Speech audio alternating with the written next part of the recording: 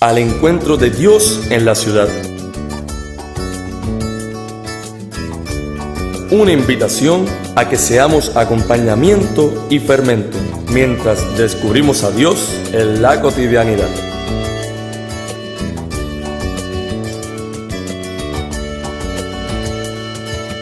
Más allá de las fronteras, más allá de las fronteras con Jesús, más allá de las fronteras, más allá de las fronteras, más allá de las fronteras con Jesús, más allá de las fronteras. Allí donde Dios nos lleva, allí donde alguien espera, allí donde hay un hermano que la exclusión segrega, donde la muerte da vuelta y la vida se pelea, donde duerme una esperanza y la justicia espera. Más allá de las fronteras, más allá de las fronteras con Jesús, más allá de las fronteras,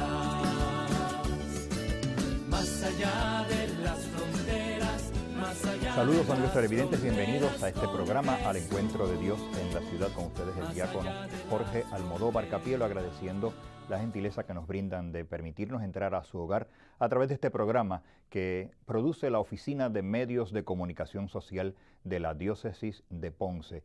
Una alegría también todas las cartas y comunicados que recibimos a través del correo electrónico y de las redes cibernéticas invitándonos a discutir distintos programas y distintos temas en este espacio que con mucho gusto siempre le damos atención. Hoy vamos a tocar un tema muy interesante, es la pastoral carcelaria. ¿A qué nos referimos? Pues precisamente a esa evangelización a los confinados, a los que están en nuestras cárceles. Muchas veces censuramos a estas personas, los dejamos a un lado, los aislamos doblemente porque ya están aislados de la sociedad, pero los aislamos también de la evangelización, de la catequesis.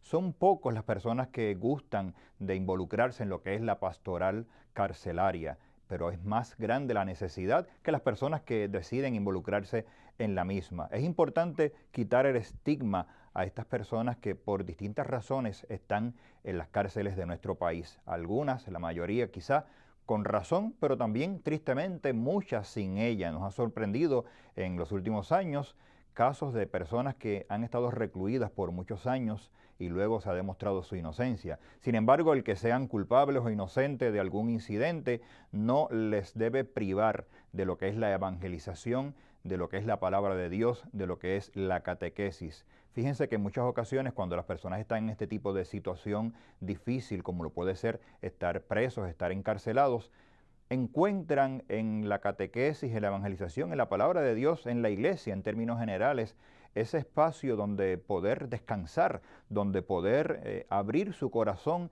y poder estrenar una persona nueva. Por eso es importante cada vez más que las personas se involucren en este tipo de pastoral que va más allá de nuestros templos, va más allá de las paredes de las iglesias. Se refiere precisamente a una pastoral social, a una pastoral de la periferia, como nos invitan nuestros señores obispos. De eso vamos a hablar en el programa de hoy, invitándoles a que abramos nuestra mente, a que seamos receptivos a esta modalidad de pastoral tan necesaria para nuestro país y para todos los países del mundo. Llevar la palabra de Dios a los hermanos confinados, también a sus familiares y también a los que de alguna manera u otra practican la justicia. Nos referimos a los jueces, a los abogados, a los policías.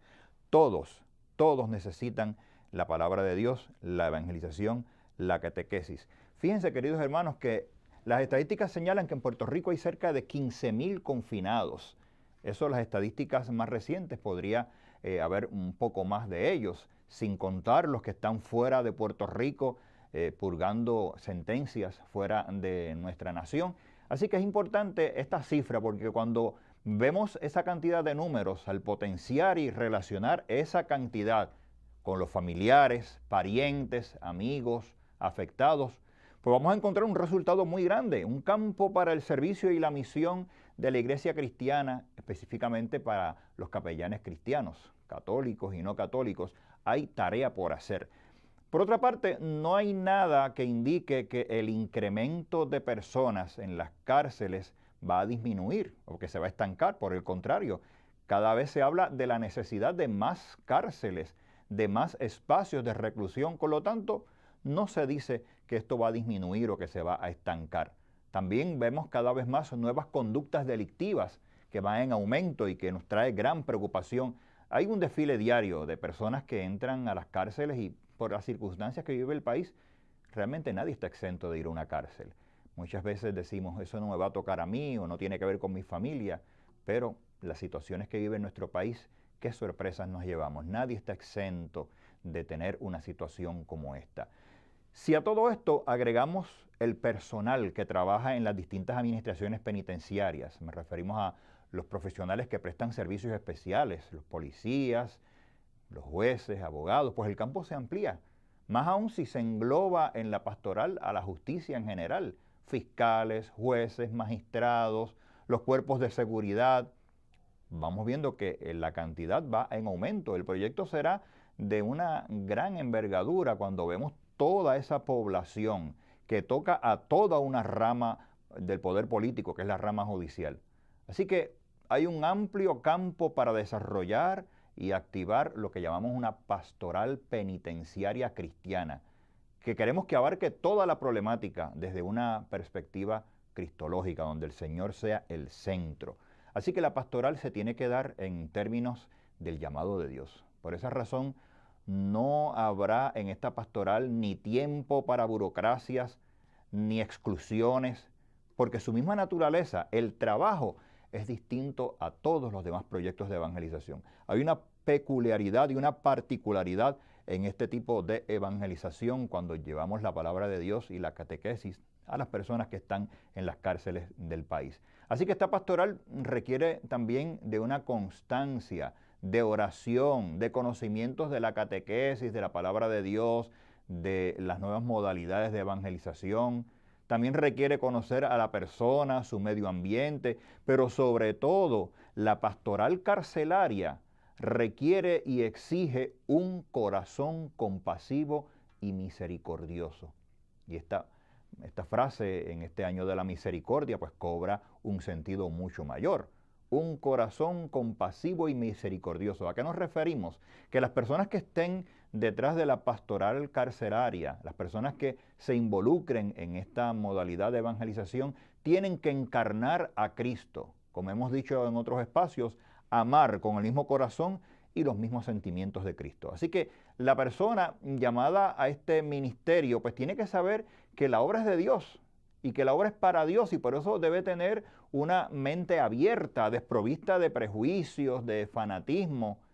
Desde el primer instante este trabajo voluntario pues se va a encontrar con personas sobre todo desesperanzadas, muchas de ellas que están abandonadas a su suerte, con sus hogares y sueños que se han destrozado, van a encontrar vidas rotas, vidas fraccionadas en la incertidumbre de los días, los meses, los años que pasan, vidas llenas de ansiedades, de odios, también de sed de venganza, vidas de personas desesperadas, gritos que surgen desde el fondo de las almas desgarradas por la exclusión, que se han apartado. En su interior la cárcel es dura, es cruel, es dolorosa, es difícil.